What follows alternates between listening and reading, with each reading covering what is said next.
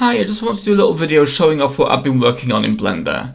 Something I did a few months ago when I was first trying to learn how to do 3D modeling and things like that and get into Unity.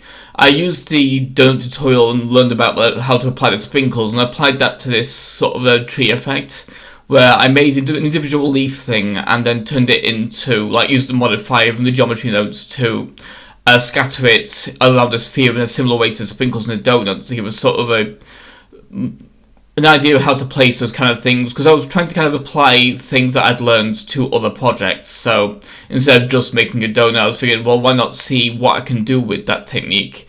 And so I tried applying it to a tree, but as I've learned when I was trying to do something similar to apply hair to a scalp, it's a lot harder to control rotation. Although there is a node that I learned about earlier, not earlier, but that I did learn about that was quite useful, where what I can do in future in doing this similar effect is I can apply a random node to the rotation and randomize the way the leaves face. That might make this look a little bit more natural. But for now, it wasn't bad for a first attempt. Just kind of doing a very basic idea. But I can't really do it right now because I kind of made the mistake before of saving it after turning the actual nodes after converting the modifier into an actual mesh. And so I can't really affect it as easily now because now they're all individual leaves. But that was kind of just get an idea of this was kind of meant to be a mango tree, and that was kind of what I went for that. I was quite happy with how it turned out, even if it was just like a placeholder kind of a thing. And other things as well, the one I'm most proud of is this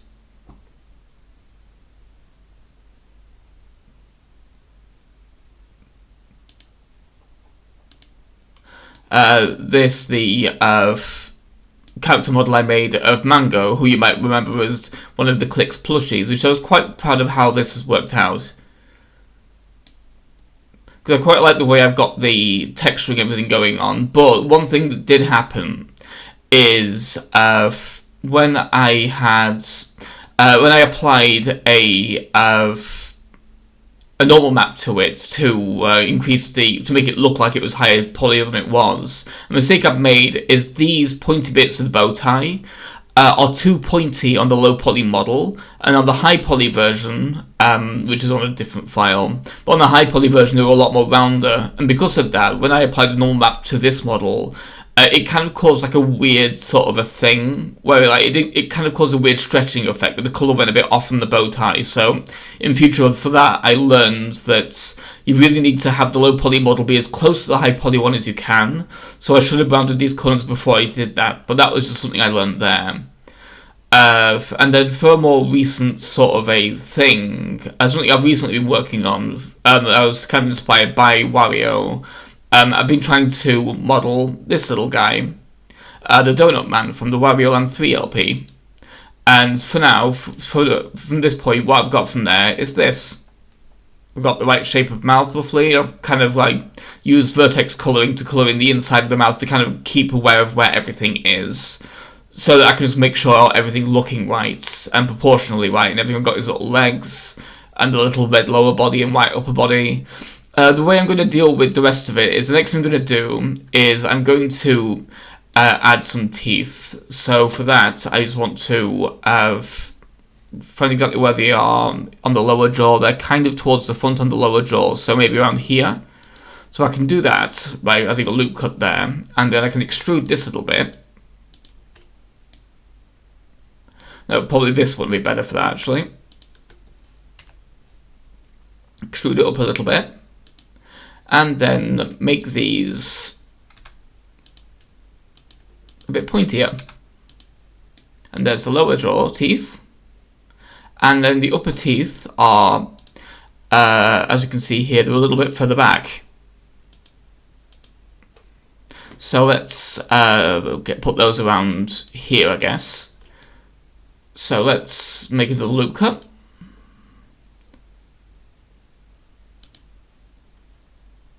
Because something I've learned in general with 3D, with a general modeling, is that I'm much better in 3D than I am in 2D, because in 2D I get very stuck when it comes to working with like perspective and things like that. Like, I can't draw at all because I can't get my head around where things are in relation to each other in space. I can't get my head around like that sort of thing.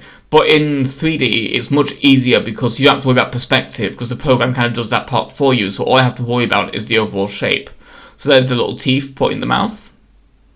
And then I'm going to put some arms here to kind of like add those little hands that you see here. And then the fork and the bib are going to be completely separate models, as with all donuts, for all just completely separate things, because I'd like to be able to animate it.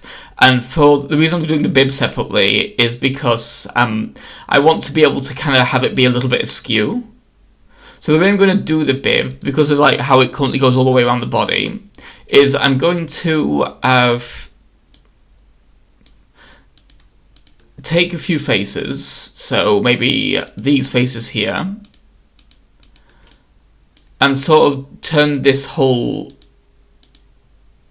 loop into a separate model. So the way I'm going to do that is duplicate it.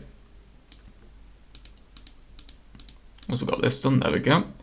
And then I'm going to kind of join them here once I've done that. So I'm going to put them a bit to the side. So put that over here for now. We'll ignore that part because that's just a mirror modifier. I can delete those vertices.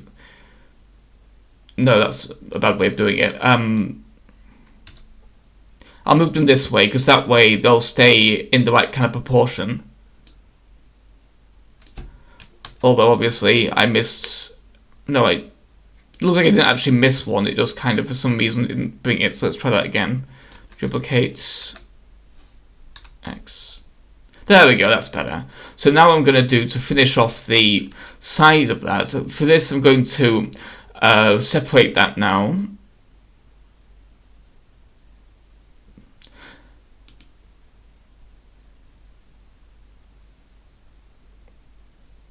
Right, there we go, separate and then selection.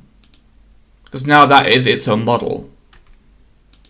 So that's going to be the actual sphere, and then this can be the actual bib that he wears. So to actually complete the bib, what I'm going to do here is I'm going to take these and just kind of match the size.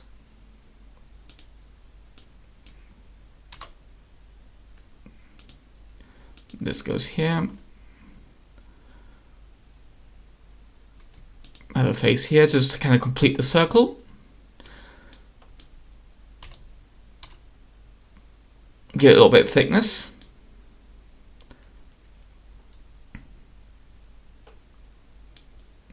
Oh no, first of all, what I'll do before I do that is, now I've completed the circle, I will, so yeah, also I'll just quickly name them as well. So this one will be the bib, and the main sphere will just be the donut chef himself. Now, in my mind's eye, I keep imagining the donut chef as having a little hat, but he doesn't. But I might make him one anyway because that seems like it would be really cute. So I've gone to the actual thing now. It's duplicated everything there. So let's just apply the modifier to this now, and it should only apply to the bib. It shouldn't mess up. I'll check that once I've done it, but we'll see. So get that back to that. This and apply. So now that's fully a thing. And this still has a mirror, that's goodness. Thank goodness for that. So that part has not been moving there. So that's that. So now what I'll do is to make the front of the bib, is I'll get these vertices here. But first, for this point, this is what I wanted to do first. This is why I was, so yeah, just extrude, and then scale it up a little. And there's a bit of thickness to the bib. So now I'll make the actual part at the front that goes down. So highlight these, not those ones. That should be, there's one more set that needs highlighting there just to finish off the circle, and then we'll extrude that down a little bit.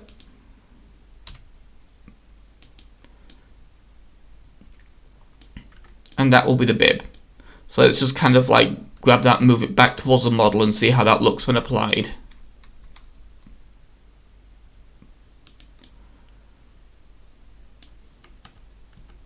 There we go.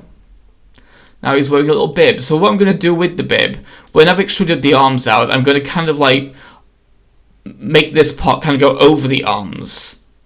And I'm going to use shape keys to actually, similar to how I'm going to animate the mouth, I can use shape keys to animate the bib itself as well.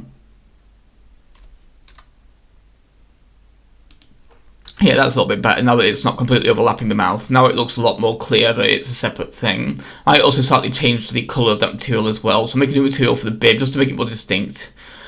So here we go. I guess in this case I'll make it a sort of, instead of just being white so it matches the head, I'll make it kind of a light pink for now, just to kind of get an idea.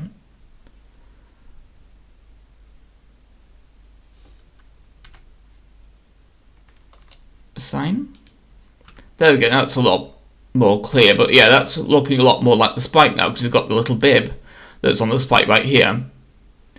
So we just need to work out the arms and then how the bib will work around that, but this is essentially what the Patreon's for. It's to give me more time to not have to worry about making as many Let's Play videos, so I can kind of focus on learning these. I still want to make Let's Play videos, I'm having a lot of fun doing that. It's just I'm currently feeling a lot more pressure to make a lot more videos more frequently, which of course takes time out of being able to practice this skill. So that's part of what I'm hoping to do here is improve my skills at modelling so that I can make accessories and make characters and stuff and animate them, and maybe even make little animations based on certain things. Like, as I kind of want to try and make an animation based off of the little joke I made in my latest Wario video, not the Wario video before my latest one, about like the zombie and the donut chef running out of shower pressure. I thought that was a really cute idea, and I kind of want to try and make a skit out of that if I can get good enough at modelling to actually make an animatable model that works like that. So thank you for watching. I just thought I'd show that off and explain what I was doing in my off time when not doing Let's Play videos, and give you an idea of my workflow and the kind of skills I'm learning from this. Of course, the eyes and the little blush of the cheeks will come from the little eyes and the blush of the cheeks. They will come from me texturing it.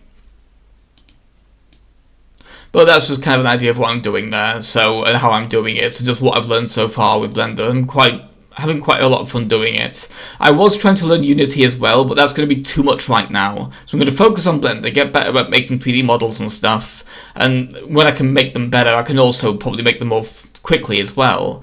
And when I'm able to make them more quickly, I'll be more easily able to model my own assets for Unity when actually learning the mechanical stuff behind Unity as well. So that's something that'll be on the back burner, but that's something I want to eventually build up to. Because I don't like using other people's assets. I like to make my own assets when I can, because it feels more like it's actually mine, and also I know how it works, because I know how it's structured. Like, if I'm using someone else's assets, I've tried that before. Like, I had this one thing I downloaded where it was like a thing where it was meant to be able to make a quadruped walk with like a particular set of an armature. But I couldn't get it to work properly. I don't know why, and I think it was because I didn't understand how the armature was set up in the downloaded version, so I'd have to kind of like figure that out. So that's why I'm just kind of focusing on Blender for now, because it's easier to animate in Blender and just kind of get everything working in Blender, and this is just me showing off what I was trying to do. So thank you for watching, and have a nice day. Please remember to like, comment and subscribe, and also join my Patreon. Thank you for James Rossi for already doing so at the Bio Enchanted Legs tier.